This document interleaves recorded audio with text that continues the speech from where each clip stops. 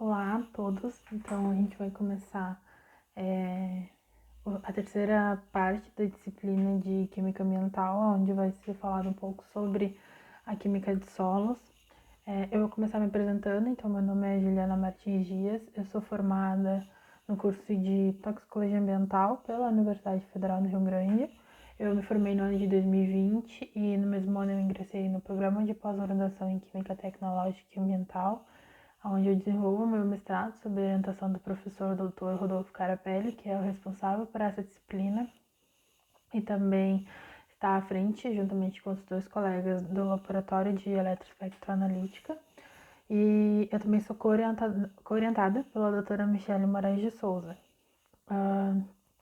Eu vou dar essas próximas aulas como estágio, meu estágio de docência, para conclusão do mestrado. O conteúdo, então, ele foi dividido em duas aulas. A primeira aula é essa, que vai falar um pouco sobre o compartimento ambiental, que é o solo, as trocas iônicas, o pH e a salinidade. E um segundo momento vai se falar sobre a fertilidade do solo, os processos de degradação e remediação.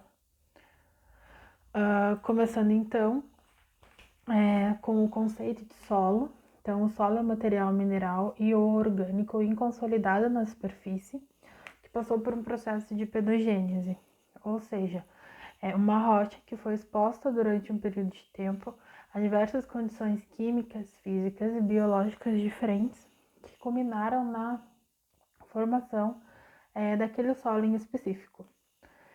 Existem vários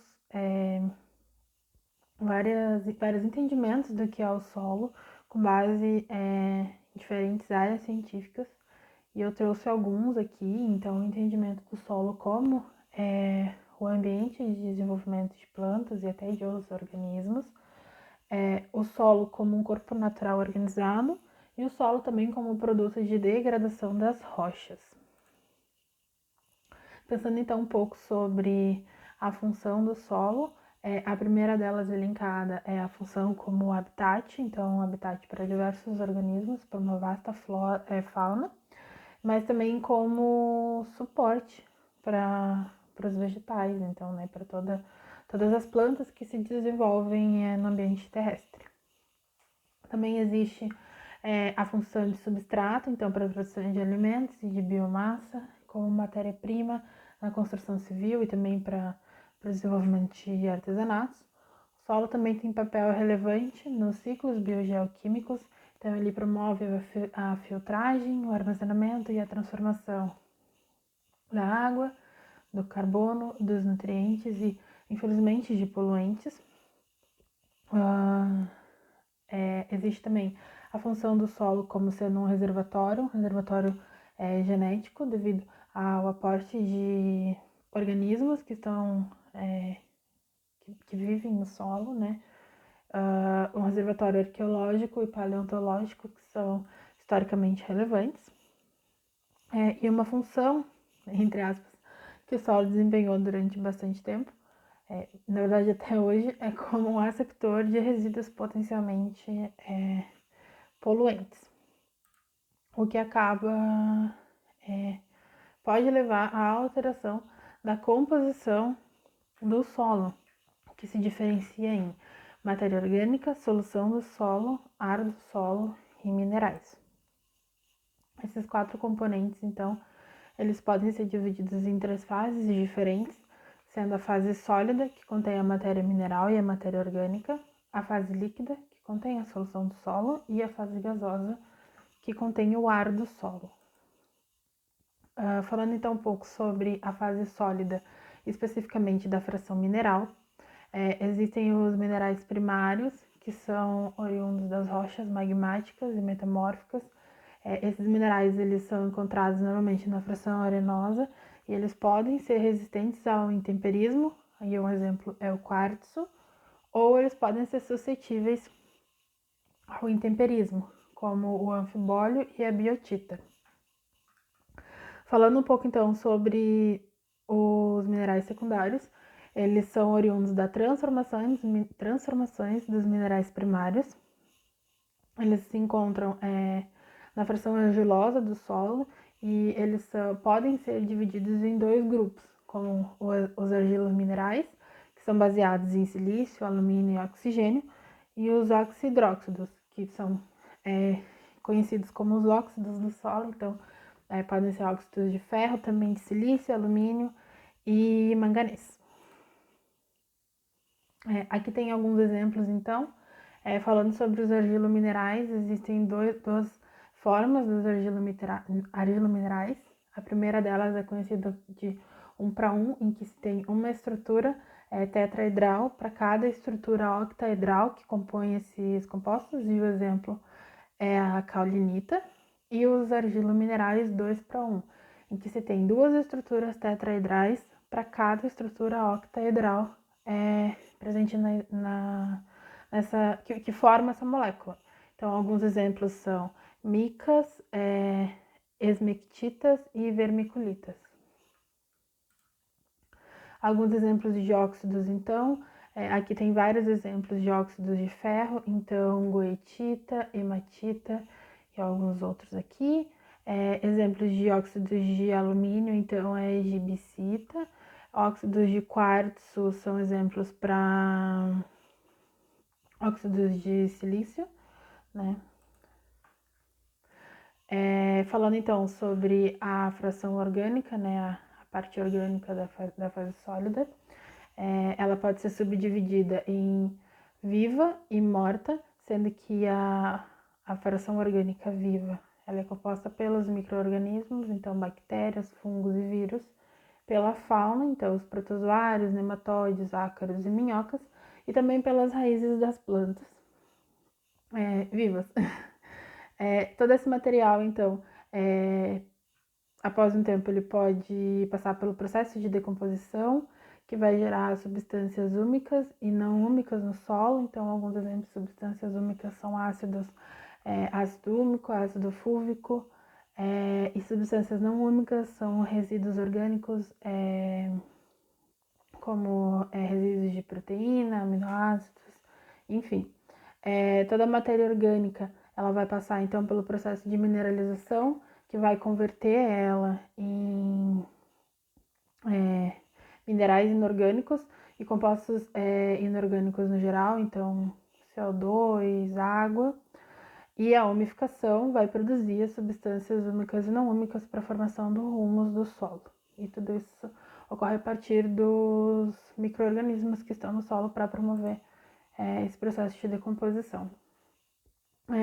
Para encerrar a fase sólida do solo, cabe falar sobre a granulometria.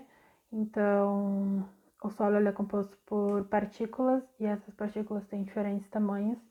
Então, aqui o exemplo, então, tem o matacão, que é a maior partícula do solo, com mais de 20 centímetros de diâmetro, seguida pelo calhau e o cascalho, como as maiores, depois a areia, o silt e a argila, que são as partículas menores, sendo a argila a menor partícula do solo, com menos de 0,002 milímetros de diâmetro.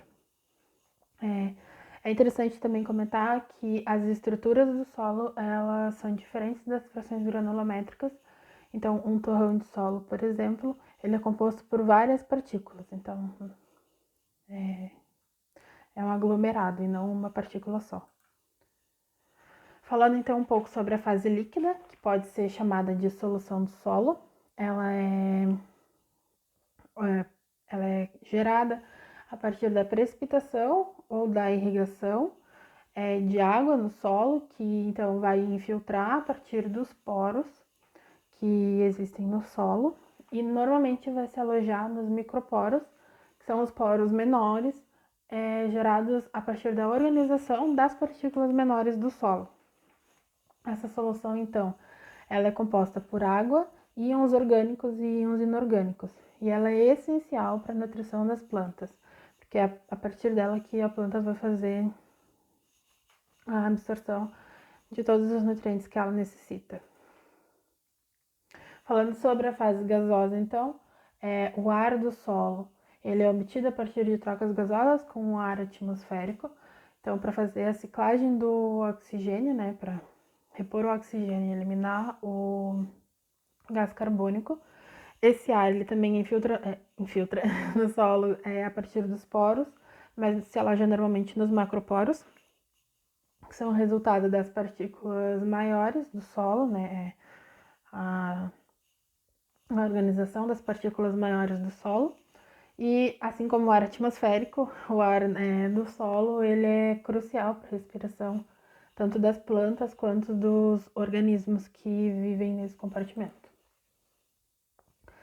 Falando um pouco sobre o perfil do solo, então, o perfil do solo ele é conhecido, ele pode ser definido como uma fatia vertical que permite enxergar as frações horizontais do solo. Então, aqui na imagem ao lado, acredito que fique bem claro, que dê para perceber os diferentes horizontes.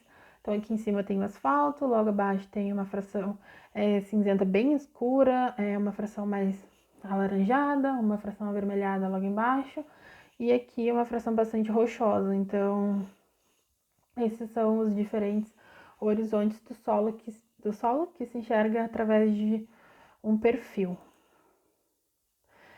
Falando um pouquinho mais sobre os horizontes, então, os horizontes eles podem ser grosseiramente divididos de três formas: os horizontes orgânicos, os minerais e a rocha matriz. Então, de baixo para cima, a gente tem aqui o horizonte R como a rocha. Do horizonte C ao horizonte A se considera que são os horizontes minerais. Então, no caso dessa ilustração aqui, não tem o horizonte F, e isso vai ser comentado daqui a pouco. Mas, enfim, todos esses horizontes, eles também contêm matéria orgânica, mas não em um teor acima de carbono. O teor de carbono desses horizontes, ele não é igual ou maior que 80 gramas por quilograma. E por isso, ele não são considerados horizontes orgânicos. Então, os horizontes orgânicos são horizontes chamados O ou H. E nesse caso aqui está exemplificado só o horizonte O. Como eu comentei, não tem o horizonte F nessa imagem e também não tem o horizonte H nessa ilustração, o que leva ao entendimento de que não é necessário que existam todos os horizontes em um solo, né? Então, aqui, por exemplo, existe só a rocha e um dos horizontes orgânicos. Aqui só a rocha e o horizonte A, mineral. Só a rocha, o horizonte C e o horizonte A que são minerais. Então, nesses dois casos, não se tem horizonte orgânico.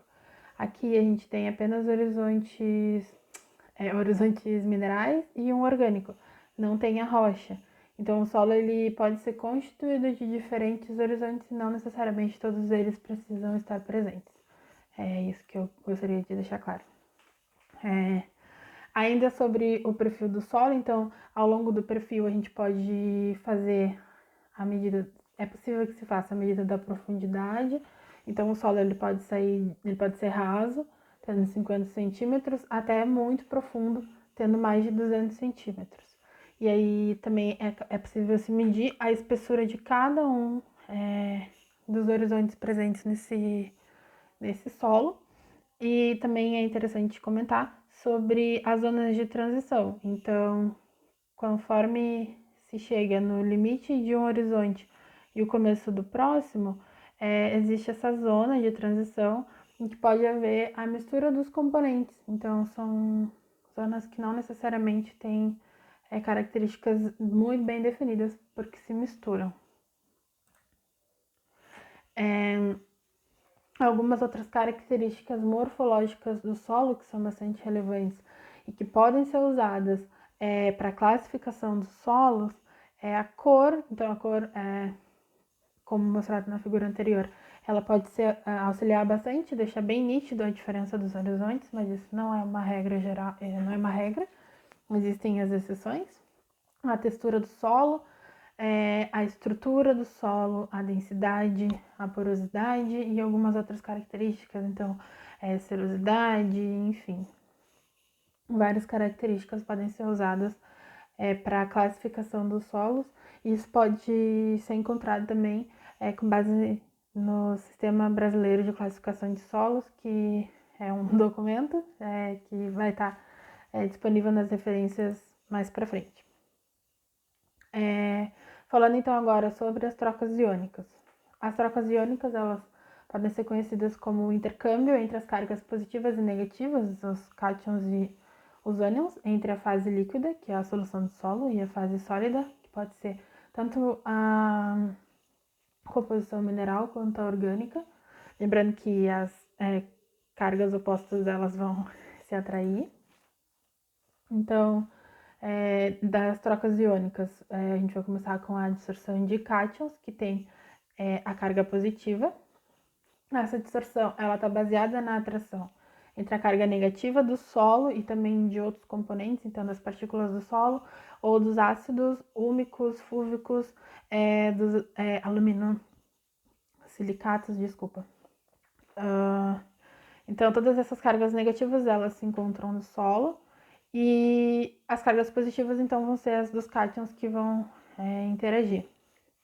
A carga do solo, então, ela pode ser permanente, e isso acontece quando a gente tem casos, por exemplo, de argilominerais, que na sua estrutura, um dos elementos foi alterado, e a carga do elemento que foi introduzido na molécula, ela é inferior à carga que seria original, entre aspas.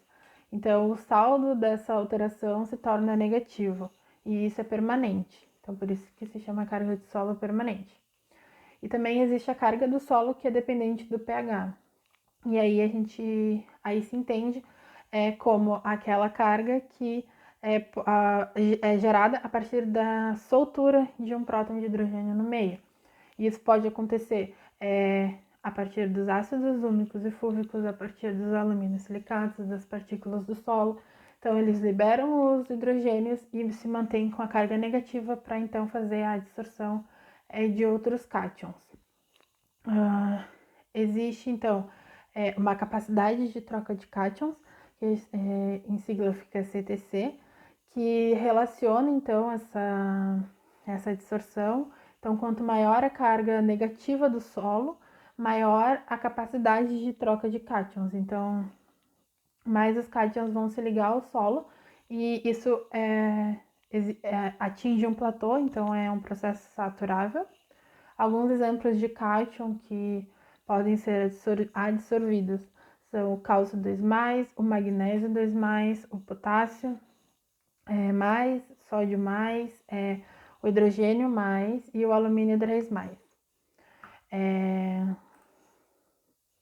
Falando um pouquinho, então, sobre a adsorção dos ânions, e os ânions são aqueles que têm carga negativa, eles estão baseados na mesma atração, então na atração eletrostática, em que a carga do solo é positiva e a carga do íon é negativa. Nesse caso, quanto menor o pH, ou seja, quanto mais íons H+ eu tenho no solo, maior é a CTA. Então, a CTA é o equivalente a CTC, então é a capacidade de troca de ânions, e quanto maior a carga positiva do solo, maior a CTA. Também é um processo saturável, e alguns exemplos de ânions são o nitrato e o cloreto. Existe um terceiro processo de adsorção, que é a adsorção específica ou a quimiorção, que acontece entre óxidos de ferro, alumínio e manganês, ou as extremidades dos argilominerais. Então, esses óxidos e argilominerais, eles interagem tanto com cátions quanto com ânions através de ligações covalentes, e essas ligações têm caráter mais forte, então fazem com que essa adsorção seja permanente, e isso limita a disponibilidade dos nutrientes no solo. Falando então um pouquinho sobre a reação do solo, então o pH é um parâmetro muito importante que afeta a disponibilidade de nutrientes, e essa disponibilidade é afetada especificamente, então cada nutriente vai se comportar de uma forma diferente e diferentes pHs. De forma geral, existe uma classificação com base no pH da solução do solo. Então, existem solos extremamente ácidos, que têm um pH menor do que 4,3, e os solos fortemente alcalinos, que têm o pH maior do que 8,3. Mas o pH, né, a condição de melhor desenvolvimento vegetal, no geral, ele fica em moderadamente ácido. Então, solos entre 5,4 a 6,5 na escala de pH. Os solos brasileiros, principalmente os tropicais e subtropicais úmidos, eles são solos ácidos com pH menor do que 7, ou seja, alta concentração de íons H+. Falando um pouco sobre a acidez do solo, ela está relacionada com o volume de chuvas de líquidos que chegam no solo, então da precipitação, que é capaz de lixiviar os cátions básicos, acidificando o meio, né? E essa acidez, ela pode ser ativa, o que significa que é relacionada aos prótons de hidrogênio solúveis na solução do solo e que podem ser medidos, e a acidez potencial, que são todos os prótons de hidrogênio que estão associados às suas respectivas estruturas, mas que potencialmente podem ser liberados dependendo da condição. As fontes de acidez no solo pode ser a redução do alumínio 3+, que está aqui, então é a reação número 1, que eu coloquei como exemplo. Então, o alumínio 3+, ele vai reagir com a água, vai formar um composto mais estável e vai liberar 3 prótons de hidrogênio, e esses prótons, eles vão reduzir o pH, então vão acidificar o meio. A mineralização da matéria orgânica também pode acidificar, a distorção de cátions, a partir daqui, ocasionando a liberação de hidrogênios, também causa acidificação do solo. O uso de fertilizantes também pode favorecer a acidificação. Então, aqui também tem um exemplo. Então, em um fertilizante com base amoniacal, então vai ocorrer ali a reação com o oxigênio e no fim a gente tem formação de água, formação de nitrato e tem formação de prótons de hidrogênio. Outra forma de acidificação também é a partir do ácido carbônico, que também acaba liberando prótons no H+ na solução de solo. Os efeitos, então, da acidez do solo é a redução de fósforo, da disponibilidade de fósforo, o aumento da disponibilidade de alumínio e de manganês, o que não é interessante porque esses compostos em concentrações excessivas eles podem causar toxicidade para o desenvolvimento, né, para as plantas.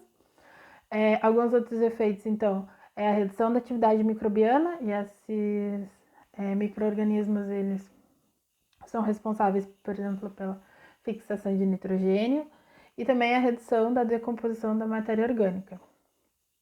E uma forma de remediar esse processo de acidez, digamos assim, é a calagem, que utiliza de, entre aspas, um corretivo que é adicionado no solo para fazer a neutralização desse pH, e um exemplo de corretivo é o pó de calcário. Por fim, então, vai se falar um pouco sobre a alcalinidade e a salinidade. A alcalinidade, então, ela leva à limitação de alguns nutrientes, então o fósforo, o cobre, o zinco, o ferro e o manganês, e pode estar relacionada com a presença de íons de sódio. Então, e normalmente essas condições elas não são encontradas nos solos brasileiros, com exceção das regiões do semiárido do Nordeste e das regiões litorâneas, que são marítimas, então com água salgada, né, que aumenta a concentração de sódio. E também se relaciona com a salinidade, que não só o sódio, mas também reflete todos os sais solúveis na solução do solo, e essa salinidade pode ser medida a partir da condutividade elétrica, né? E, de modo geral, a salinidade ela prejudica na absorção da água pelas raízes das plantas por força osmótica. A junção dessas duas condições, ela gera um ambiente pouco propício ao desenvolvimento vegetal. Existem algumas exceções, mas na grande maioria o cultivo se torna um pouco mais complicado. Em ocasiões, em situações em que a alcalinidade é elevada, se tem um solo de caráter sódico ou solódico, e em condições em que se tem a salinidade elevada, se tem um caráter salino ou sálico.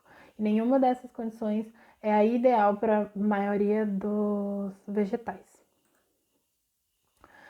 Então, para essa semana foi isso. Na próxima semana vai ser liberado o conteúdo com relação à fertilidade, a degradação e a remediação de solos. Aqui são algumas referências que eu usei, principalmente em português, então as duas que eu usei em português eu deixei aqui. Nesse link vocês vão entrar em uma pasta, a partir desse link, né? Vocês entram em uma pasta no Drive, em que tem esses materiais que estão no slide anterior e alguns outros também, para que vocês tenham acesso e possam estudar. Muito obrigada pela atenção e por essa semana é isso. Até semana que vem. Como é que eu paro?